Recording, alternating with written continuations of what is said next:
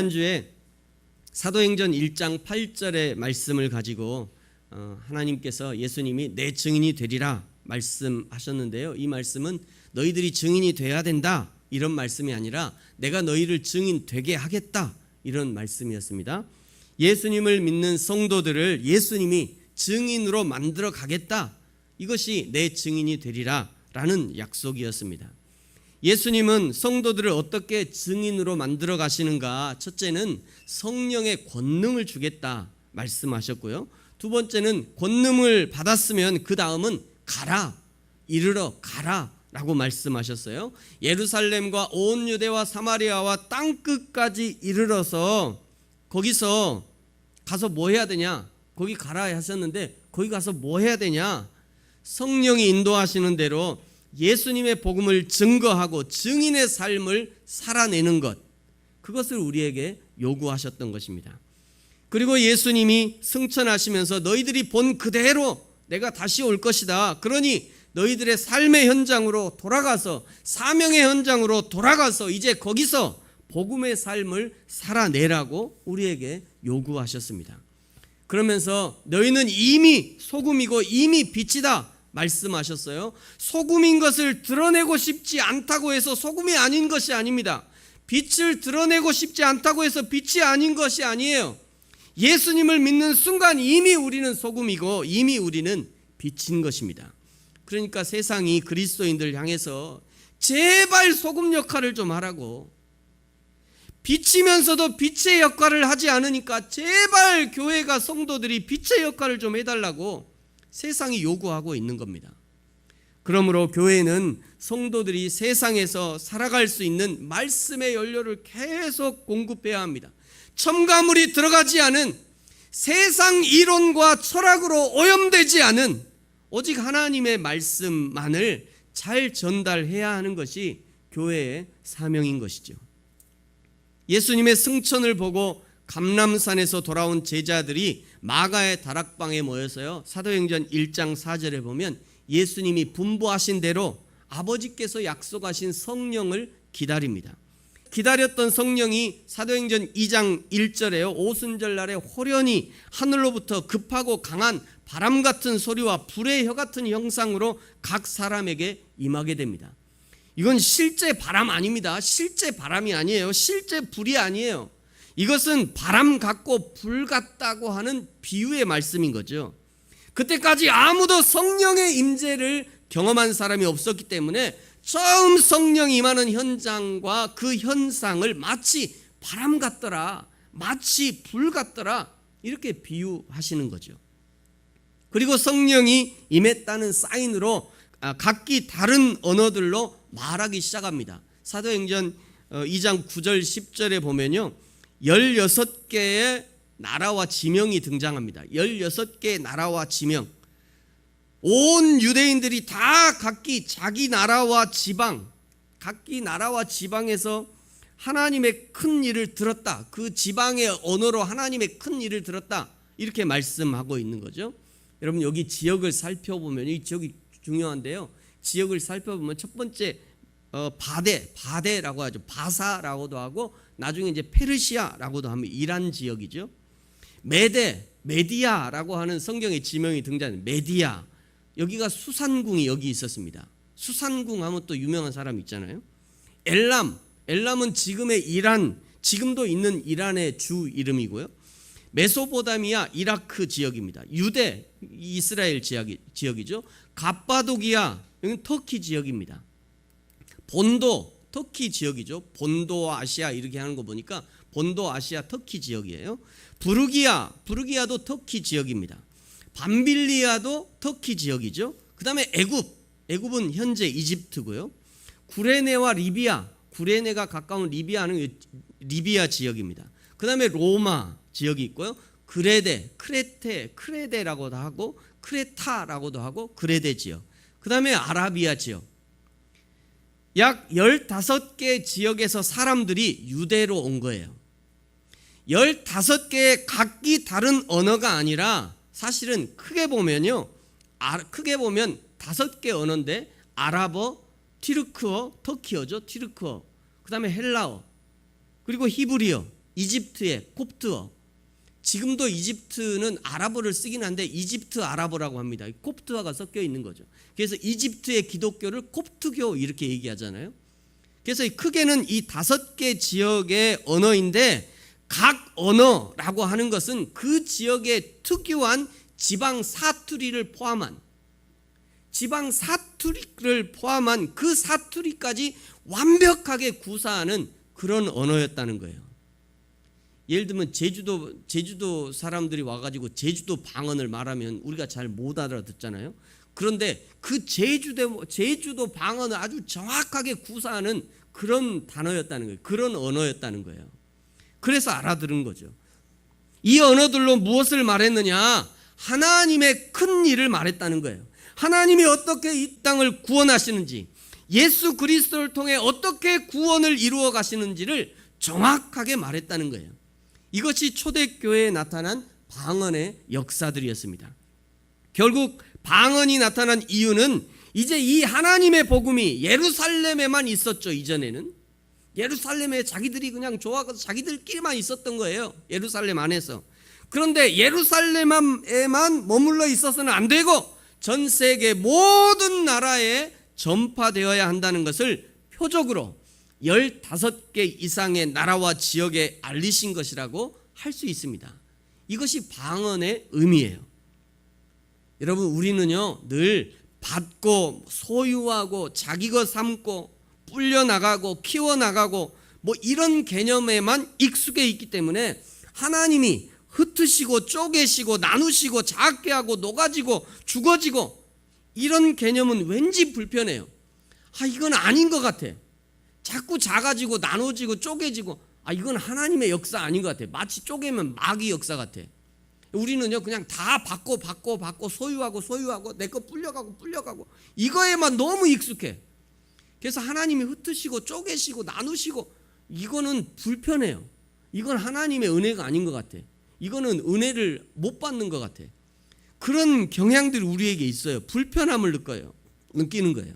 그러나 하나님의 역사는 오히려 흩으심으로 역사가 일어나고요, 쪼개심으로 역사가 일어나고, 더 작아짐으로 역사가 일어나고, 녹아짐으로 역사가 일어나고, 내가 죽어짐으로 다른 사람이 살아나는 역사들이 하나님의 역사라는 것을 기억하셔야 됩니다. 그러므로 하나님의 은혜를 사모하는 성도들은요, 오늘 내가 흩어야 될 것은 무엇인가? 오늘 내가 흩어야 될 것은 무엇인가? 오늘 내가 깨져야 될 부분은 무엇인가? 늘 그냥 내 속에 고정되어 있는 거, 그 깨야 되는 거죠. 오늘 내가 깨야 될 것은 무엇인가? 오늘 내가 흘려보내야 될 것은 무엇인가? 흘려보내면 하면 바로 헌금. 제발 이렇게 하지 마세요. 그 얘기 아닙니다. 여러분의 재능도 흘려보낼 수 있고요, 여러분의 시간도 흘려보낼 수 있고, 여러분의 사랑도 흘려보낼 수 있고, 여러분이 가진 것들이 많아요. 돈만 없잖아요. 다 있고, 그죠? 꼭 흘려보내면, 교회에서 흘려보내면 하면 돈, 헌금. 제발 이러지 마세요. 그런 거 얘기하는 거 아닙니다. 내가 오늘 흘려보내야 될 것이 무엇이나, 내가 오늘 녹아져야 될 것이 무엇이나, 내가 오늘 내려놔야 될 것은 무엇인가를 늘 생각하고 고민하는 성도들이 되어야 되는 것입니다.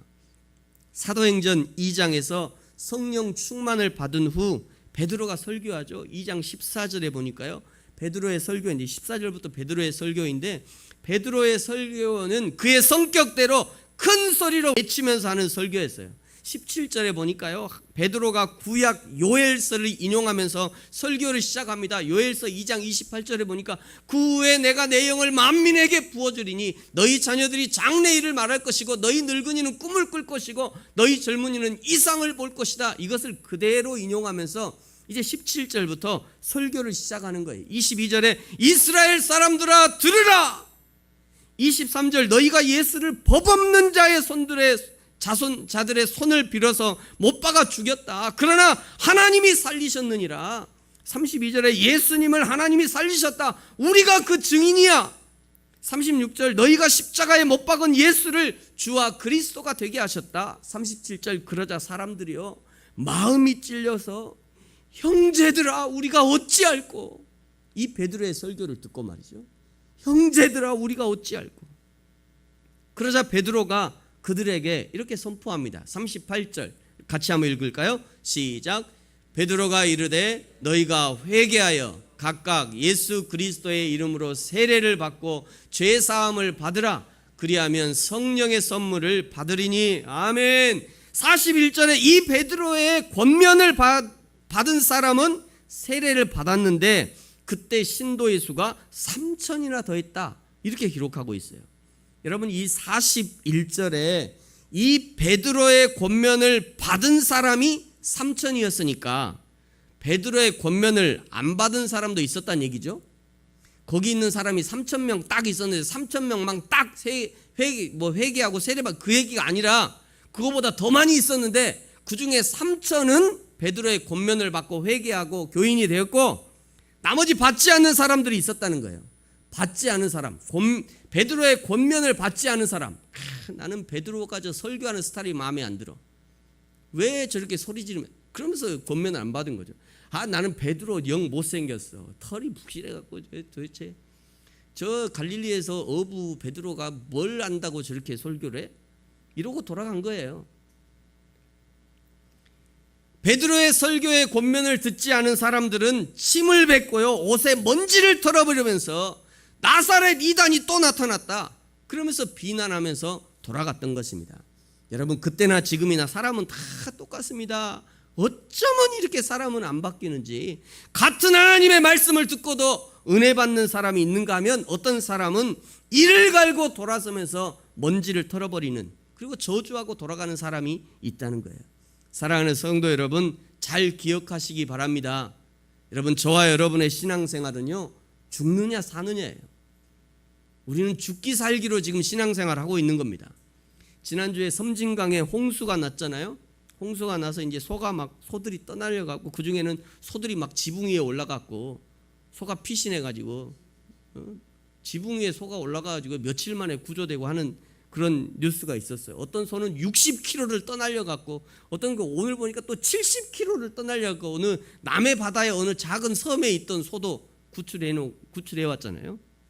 그런데 이 뉴스를 소개하면서 한 뉴스에서 고사성어 한 구절을 설명하는데 제가 아주 인상 깊게 봤습니다. 이런 고사성어가 있더라고요. 우생 마사. 소는 살고 말은 죽는다는 거예요. 소는 살고, 우생, 소 살고, 마사, 말은 죽는데요. 이게 어떤 말이냐면요, 사실은 말이 살아야 돼요. 마생 우사해야 돼요. 왜? 말은요 수영을 잘하거든요. 말은 수영을 잘해요. 그러니까 사실은 마생이 돼야 돼. 소는요 수영을 못해요. 그러니까 우사가 돼야 돼, 정상적으로는. 그런데 말은요 자기가 수영을 잘하니까 홍수가 나서 떠내려가면요 그 홍수를 거슬러 올라가려고 그냥 발버둥을 치는 거예요. 왜? 수영할 줄 아니까. 자기는 수영할 줄 아니까 발버둥을 칩니다. 말이. 그러다가 어떻게 돼요? 지쳐서 죽는 거예요. 그냥 마사가 되는 거예요. 근데 소는요, 소는 자기는 수영을 못해. 그러니까 어떻게 해? 그냥 둥둥 떠내려가는 거예요. 그냥 소는 머리만 이게 내놓고 숨만 쉬면서 그냥 둥둥둥 떠내려가는 거예요. 그러다가 얕은 수초에 걸려서 살고 얕은 물까지 떠내려가서 산다는 거예요. 그런데 여러분, 우리도 인생을 살다가 인생의 여러 가지 일들을 만날 때 마치 말처럼 자기 힘으로 어떻게든 해보려고 발버둥을 치다가 제풀에 꺾이고 넘어져서 죽어가는 사람이 있는가 하면, 어떤 사람은 자기의 생각과 경험과 자기의 힘을 다 내려놓고 성령 하나님께 인생의 운전대를 맡기고 날마다 순종함으로 때로는 빠르게 때로는 천천히 그저 십자가 단단히 붙잡고 좌로나 우로나 치우치지 않도록 주의하면서 성령을 따라가면서 승리를 맛보는 사람이 있다는 거예요. 여러분, 저와 여러분은 소와 말 중에 어떤 쪽이라고 생각하십니까? 베드로의 설교, 권면의 말씀을 듣고 회개하고 세례를 받고 하나님의 은혜를 입은 사람들입니까? 아니면 같은 설교를 듣고 침을 뱉고 먼지를 털어버리고 뒤돌아서는 사람입니까? 여러분, 저와 여러분이 날마다 하나님의 생명의 은혜를 덧입어 살아나고 회복되는 은혜가 있어지기를 축복합니다. 베드로가 설교하고요, 그날 3천이나 예수를 믿게 되고 한 가족이 된 이후에 예루살렘 교회는 어떻게 변화되었는가, 어떤 공동체가 되었는가, 이제 43절부터 예루살렘 교회가 어떤 공동체가 되었는지를 보여주는데요, 43절에 보니까 예루살렘 교회는 기사와 표적이 많이 나타나는 교회였습니다. 여기 기사와 표적이라는 것은 예수 그리스도가 하나님이심을 기적과 현상으로 드러내는 거예요. 사람마다 두려워했대요.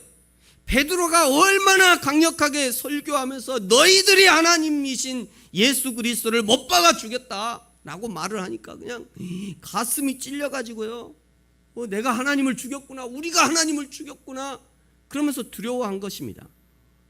그리고 기사와 표적이 많이 나타났을 뿐 아니라 44절에 보니까요, 그들은 항상 함께 모여 있었고 물건을 서로 통용했대요. 45절에 재산과 소유를 팔아 각 사람의 필요를 나눠줬고요, 46절 날마다 마음을 같이하여 성전에 모이기를 힘쓰고 집에서 떡을 뗐대요. 성찬을 같이 했다는 얘기입니다. 이건 집에서 떡을 뗐다는 것은 성찬식을 같이 했다는 거예요. 집에서 성찬식을 했다는 것은 집에서도 이제 예배가 행해졌다는 것입니다.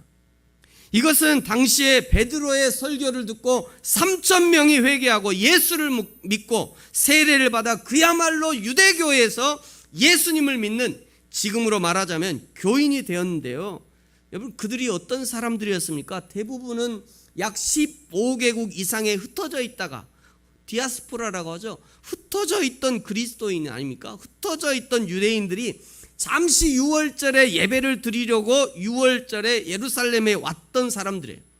그러니 3,000명 이상의 교인들은 예루살렘에 집이 없는 거예요. 그렇죠? 잠시 왔으니까. 잠시 저 흩어져 있다가 잠시 예루살렘에 뭔 집을 구하겠어요? 집이 없어요. 이 사람들은 예루살렘에 직장도 없고 일자리도 없습니다. 그러니 당장 숙식을 해결할 수가 없었던 거예요. 그러니 기존에 먼저 믿었던 신자들이 기쁨으로 자신의 것을 내어주고, 부족하면 자기 집도 내어주고, 부족하면 또 땅도 좀 내어주면서 텐트 치라고, 거기서 텐트 좀 치고 살으라고, 그러면서 땅도 좀 내어주고, 그렇게 섬김을 실천했던 것입니다. 여러분, 이런 초대교회의 사도행전 2장의 초대교회의 어떤 모습을 보면서 어떤 분들은 초대교회로 돌아가자 뭐 이런 사람들이 있어요. 근데 이건 불가능합니다. 여러분, 초대교회로 돌아가자, 이건 불가능한 일이에요. 왜냐하면 우리의 상황과 형편은 그때 그들의 상황과 전혀 다르기 때문이에요.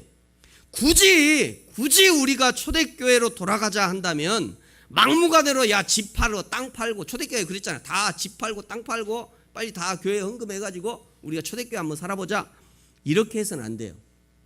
그보다 먼저 성도들이 준비해야 될 거 있어요. 첫째, 자기 일을 확실하게 해야 됩니다. 자기 밥벌이는 자기가 하라는 얘기예요. 두 번째, 곁에 있는 성도들에게 피해를 주지 마세요. 요즘 같은 시국에 아주 우리 중에 만약에 한 사람이라도 코로나 걸리면요, 교회는 폐쇄가 되고요, 신앙생활 좀 해보려고 했더니 그냥 교회에서 코로나 와가지고 교회를 또 못 가게, 어떻게 좀 잘 좀 해보려고 했더니 그냥 난리가 났더니 좀 또 난리가 났잖아요. 이게 피해 주는 거예요, 성도들에게. 그러니 나 스스로도 자신을 지켜야 되지만 성도들을 위해서, 교회를 위해서도 자신의 건강을 잘 지켜야 되는 거예요. 세 번째, 약속과 시간을 잘 지켜야 됩니다. 자기만 바쁜 것이 아니에요. 자기 시간만 소중한 것이 아닙니다. 다른 사람의 시간도 소중히 여길 수 있어야 돼요. 네 번째, 정해진 시간에 전심으로 예배해야 합니다. 정해진 시간에는 안 모이면서 다른 시간을 좀 만들어주세요. 제발 그러지 마시고 정해진 시간에나 잘 오세요. 다섯째, 마무리를 잘 해야 됩니다. 청소하고 정리하는 일이에요. 청소하고 정리하는 일. 여섯 번째, 현장으로 돌아가서도요, 사명의 현장으로 돌아가서도 거기서 동일하게 섬기고 예배할 수 있어야 됩니다. 오늘 초대교회, 예루살렘 초대교회는 이제 본격적으로 성전 중심의 예배에서 삶의 예배로, 현장 중심의 예배로 전환이 되고 있는 것을 보여주는 거예요. 또 그들이 기쁨과 순전한 마음으로 음식을 먹었다라고 얘기하죠. 그야말로 함께 밥을 먹는 식구가 된 것입니다. 이렇게 변화되자 어떤 결과가 일어났는가? 47절에 보니까요, 하나님을 찬미하며 또 온 백성에게 칭송을 받았답니다. 여러분, 왜 칭송을 받았느냐면 보통 사람들과 다르게 살았기 때문이에요. 그리스도인들이 왜 칭송을 받습니까? 보통 사람들하고 다르게.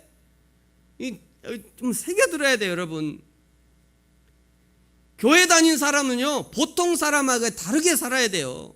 보통 사람하고 좀 다르게 살아야 돼요. 예수 믿으니까, 교회 다니니까 다르게 살아야죠. 왜 칭송을 받았냐면 보통 사람들과 다르게 살았기 때문이에요. 여러분, 실제로 예루살렘 교회의 이 교인들이 어떻게 살았는지 당시 이스라엘의 총독이었던 관찰의 대가라고 하는 폴리니우스라는 사람이 있습니다. 이 사람이 얼마나 관찰을 잘했든지 관찰의 대가래요.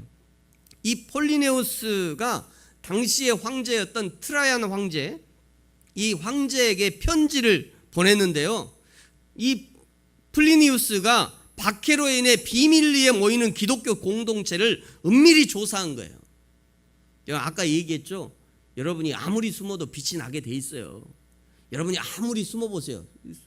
여러분이 가는 곳마다 소금 맛이 난다니까요. 우리는 태생적으로 그냥 소금이고 빛이에요. 어쩔 수 없어요. 아무리 숨어도 드러나게 돼 있어요.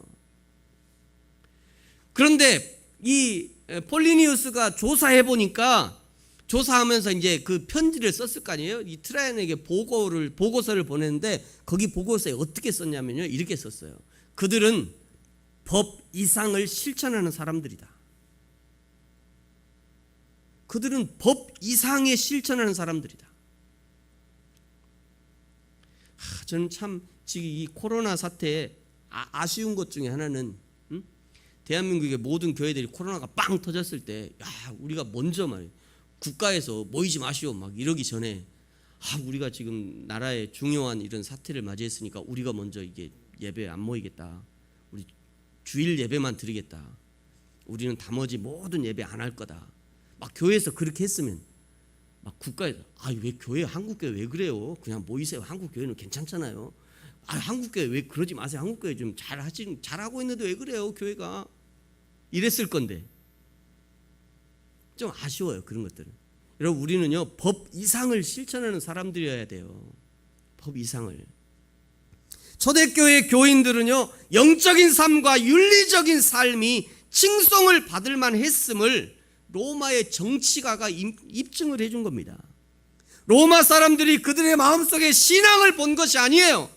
로마 사람들이 그들이 무엇을 믿는지, 어떻게 믿는지 그들의 믿는 신앙을 본 것이 아닙니다. 그것은 평가할 것이 못 되는 거잖아요.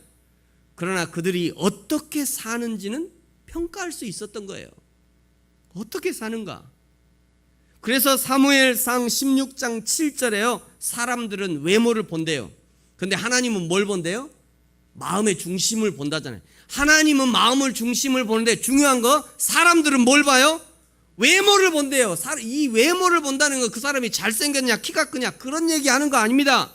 이 외모는 그 사람들이 어떻게 사느냐의 문제인 거예요. 어떻게 사느냐. 사람들은 그것을 본다는 거예요. 예수님이 너희는 세상의 소금이라 하시고 세상의 빛이라 하셨는데, 빛은 그 빛을 감출 수가 없고 소금도 그 짠맛을 숨길 수가 없는 거죠. 그러니 드러나는 것입니다. 욕심꾸러기 놀부처럼 살아도 드러나는 거예요. 놀부처럼 살아도 드러나요. 말을 안 할 뿐이죠. 선한 사람으로 살아도요, 흥부처럼 살아도 드러나게 돼 있어요. 말만 안 할 뿐이에요. 하나님이 다 아셔요. 하나님이 다 알 뿐만이 아니라 세상 모든 사람이 다 알고 있어요. 다. 모든 사람이. 사도행전에 성령 충만한 성도들은 교회에서만 섬기는 삶을 산 것이 아니라 사명의 현장에서도 섬김의 삶을 산 것입니다. 교회에서만 찬양한 것이 아니라 현장에서도 찬양하는 삶을 살았던 거예요. 교회에서만 성경을 읽은 것이 아니라 현장에서도 성경을 읽어갔던 것입니다. 교회에서만 기도한 것이 아니라 집에서도, 거리에서도, 걸어다니면서도, 운전하면서도 모든 내 사명의 현장에서 기도한 것입니다. 어디서든지 누구를 만나든지 내가 예수 그리스도의 사람임을 부끄럽게 여기지 않았던 것이고요. 어디서든지 예수 그리스도가 나의 구주이시며 당신의 구주가 될 수 있다는 것을 숨기지 않았던 것이에요. 초대교회 성도들은 지금까지 이스라엘 백성들이 봐왔던 바리새인, 제사장, 사두개인들과 완전히 다른 삶을 살았던 것입니다. 성전에서나 삶에서 거룩함을 실천하며 살았던 것이에요. 그래서 칭찬을 받은 겁니다. 야, 저 사람이 진짜 그리스도인이구나. 저 사람이 진짜 그리스도인이구나. 내가 교회를 가도 꼭 저 사람이 다니는 교회 가야지. 내가 나중에, 지금은 아니지만 내가 나중에 교회 가면 꼭 저 사람이 다니는 교회 가야 되겠다. 내가 혹시라도 설교를 들어야 된다면 내가 꼭 저분의 설교를 들어야 되겠구나. 이것이 그 예루살렘 교회 교인들에 대한 평가였다는 거예요. 진짜 그리스도인. 이거는 뭐 교회 가고 안 가고 그 문제가 아닙니다. 여러분 주일날 교회 가고 안 가고 그 문제가 아니에요. 사랑하는 성도 여러분, 저와 여러분이 이 평가를 받아야 하지 않겠습니까? 교회가 세상으로부터 이런 평가를 받아야 하지 않겠습니까? 이런 평가는 저와 여러분을 칭찬하는 평가가 아니라 내 안에 예수 그리스도를 평가하는 거죠. 내 안에 성령을 인정하는 평가입니다. 저 사람 안에 있는 예수가 참 하나님이시라는 평가인 거예요.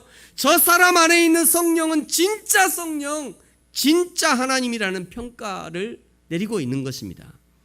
우리 한 사람 한 사람에게 이런 평가가 내려질 때 교회는 드디어 부흥하는 거예요. 47절 하반절을 보세요. 주께서 구원받은 사람을 날마다 더하게 하시니라. 저와 여러분의 삶이, 우리 하나님이 구원받을 사람을 날마다 붙여주시고 더해주시는 축복된 삶이 되어지기를 축복합니다. 여러분, 초대교회가 이런 교회였고 초대교회의 성도들이 바로 이런 성도들이었습니다. 그야말로 초대교회는 증인된 교회였다는 것을 알 수 있는 것이죠. 말씀을 마치겠습니다. 비록 베드로의 설교는 설득력도 떨어지고 논리력도 부족하고 감화력도 부족하고 오히려 백성들을 꾸짖는 설교였지만, 그러나 그 설교를 듣고도 3,000명이 회개하고 예수를 믿는 역사가 일어났던 것이죠. 여러분, 이것은 단순하게 베드로의 설교의 힘, 설교의 능력, 성령의 능력만이 아니라 함께했던 초대교회 모든 성도들이 그들의 삶이 복음적 삶이 되었고 참된 소금의 삶, 참된 빛의 삶을 살았기 때문에 당시의 모든 사람들로부터 칭찬받는 삶이 되었기 때문에 드디어 부흥의 역사들이 일어났다는 것을 알 수 있는 것입니다. 저와 여러분, 그리고 이 땅의 모든 교회들이 이 하나님의 증인의 사명을 잘 감당함으로 하나님께서 구원받을 사람들을 날마다 더해주시는 성령의 역사가 저와 여러분의 삶 가운데, 그리고 우리가 섬기는 모든 교회들 가운데 풍성하게 일어나게 되기를 예수님의 이름으로 축복합니다. 기도하겠습니다.